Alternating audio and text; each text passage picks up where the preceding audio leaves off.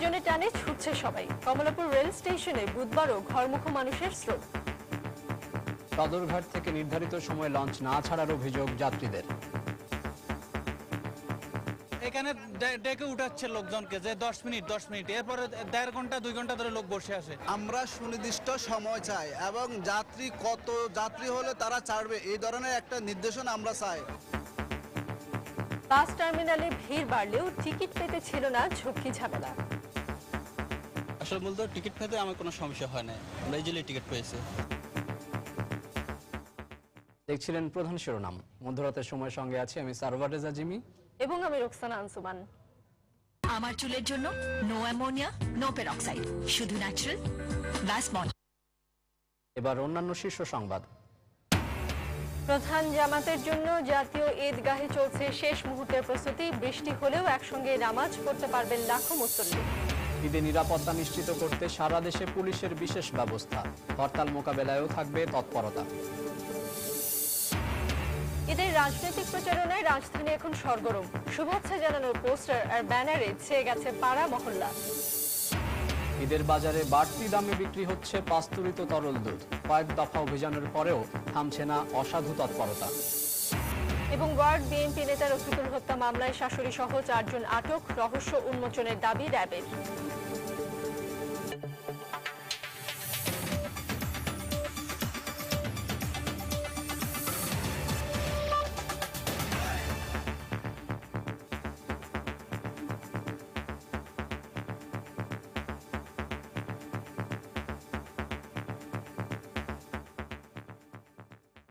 শুরুতে ঈদে ঘরমুখো মানুষের খবর। ঈদ যতই ঘনিয়ে আসছে প্রিয়জনের টানে ঘরমুখো হচ্ছে নগরবাসী। আর তাই মঙ্গলবারের চেয়ে বুধবার আরও ভিড় দেখা গেছে কমলাপুর রেল স্টেশনে। অপেক্ষার পর কাঙ্ক্ষিত ট্রেনের দেখা পেলেই যে যেভাবে পেরেছে সেভাবেই রওনা হয়েছে বাড়ির পথে।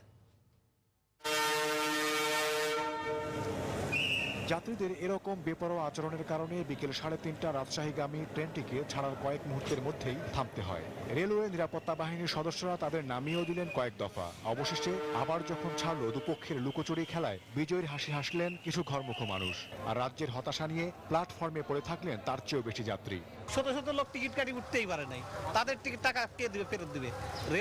রেলওয়ের স্টেশন মাস্টার দিবে নাকি রেলমন্ত্রী দিবে না কে দিবে? ট্রেনের ভিতর জায়গা নিতেও কম কাঠখড় পোহাতে হয়নি যাত্রীদের। কাঙ্ক্ষিত সিটটি পেতে এমন বিকল্প রাস্তায় বেছে নিতে হয়েছে অনেককে। টাকা ঠিক নিচ্ছে কিন্তু সিট নাই বলছে, আগে শেষ হয়ে গেছে। সিট পর্যন্ত আসা খুব কঠিন একটা ব্যাপার হয়ে গেছে। তো মাঝখানে 2-1 ধাক্কা খাইছে, তো তার কাছে ক্ষমা চাইতে পারেনি। তা আপনি একটু বলে দিয়েন যে আমি ক্ষমা চাইছি।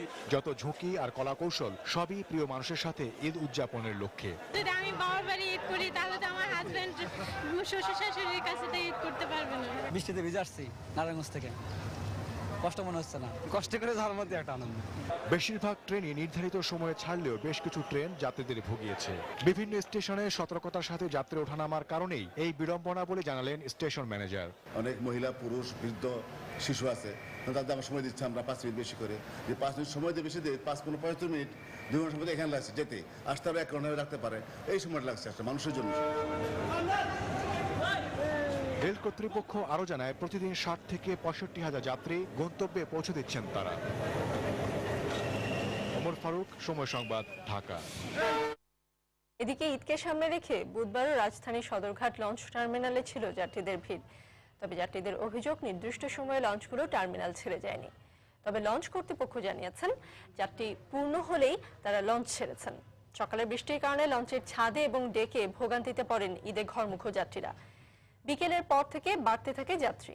সন্ধ্যার পর শেষ মুহূর্তে ঘরে ফেরার লঞ্চে ওঠার জন্য মরিয়া হয়ে ওঠেন অপেক্ষায় থাকা যাত্রীরা। তাদের সঙ্গে যোগ হয় অফিস শেষ করে বাড়ির জন্য লঞ্চ ধরতে আসা যাত্রীরাও। তবে সব ছাপিয়েও ঘরে ফিরে আপনজনদের সঙ্গে ঈদ করতে যাওয়ার উত্তেজনা ছিল সবার চোখে মুখে। পটুয়াখালী যাবো, পটুয়াখালী লঞ্চ তো পাচ্ছি না, এখন হয়তো বরিশালের লঞ্চ যাওয়ার আশা করি। তো খারাপ লাগবে, বাসায় দেশে গেলে ভালো লাগবে। যে ভিড়ের কারণে হয়তো অনেকক্ষণ ওয়েট করতেছে, ওয়েটের কারণে হয়তো খুব জামজট লাগতেছে। সকাল থেকে কোনো খাওয়া দাওয়া নাই, এভাবে বসে রয়েছি, কোনো লঞ্চ পাই না, কোনো কিছু না।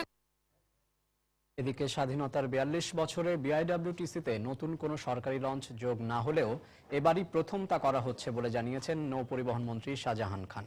এছাড়া ১৪টি বেসরকারি জাহাজ ঢাকা থেকে দক্ষিণাঞ্চলের বিভিন্ন রুটে যাতায়াত করায় এবছর যাত্রী সেবার মান আগের চেয়ে বেড়েছে বলেও দাবি করেন মন্ত্রী। বুধবার বিকেলে সদরঘাট লঞ্চ টার্মিনালে প্রেস ব্রিফিংয়ে তিনি এসব কথা বলেন। পাকিস্তান